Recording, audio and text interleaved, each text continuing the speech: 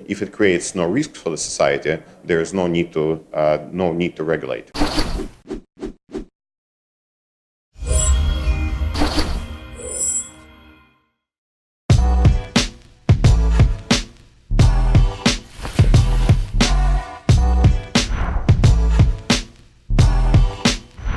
Topic of your talk is around new technologies and then state regulation on top of that.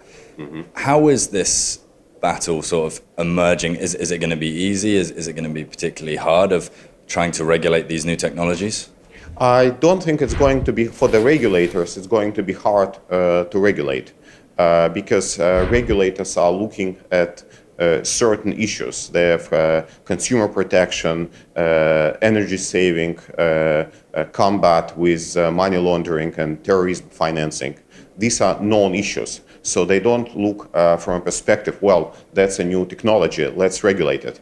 They are seeing the risks that this technology creates for the wider society, and they see the ways how the ecosystem of this technology should be addressing those risks. That's their principal concern. If it creates no risk for the society, there is no need to regulate. So with essentially the blockchain cryptocurrencies, these were designed essentially to be away from the system. How do they sort of bring them in and so they can work together? I think there's several ways. I think if you look at the regulators, and that I would try to prove my concept that I just mentioned, the regulators didn't jump to regulate the technology. So when the technology arose, when the technology came to existence, the regulators didn't see the need to jump in.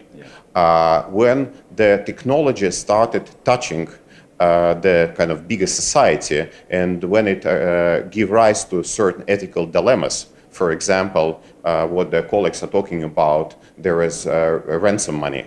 So blockchain has been using for ransom money. And that's a dilemma for the society, how to make sure that the technology is not using for the ransom extortionists to benefit from the existence of this technology. So when those touch points exist, the regulators look how we are going to regulate, but principally at those touch points. So they rarely look at that kind of need to regulate the entire technology.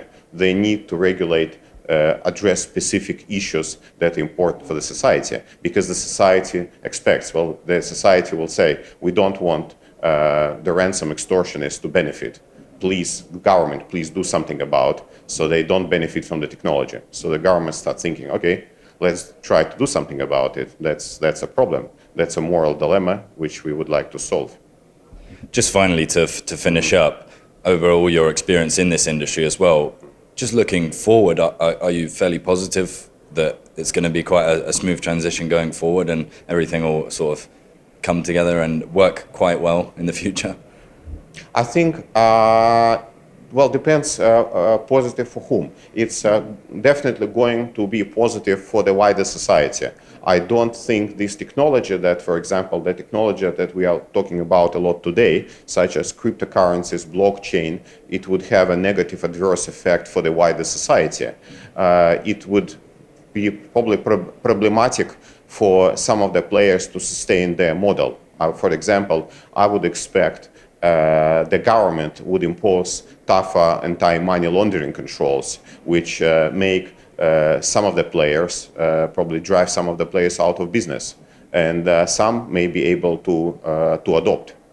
How they will adopt, what regulations will come out in place, it's hard to predict. But there would going to be definitely more regulation, and it's going to be a certain disruption in the industry because some of the old ways would not continue to exist.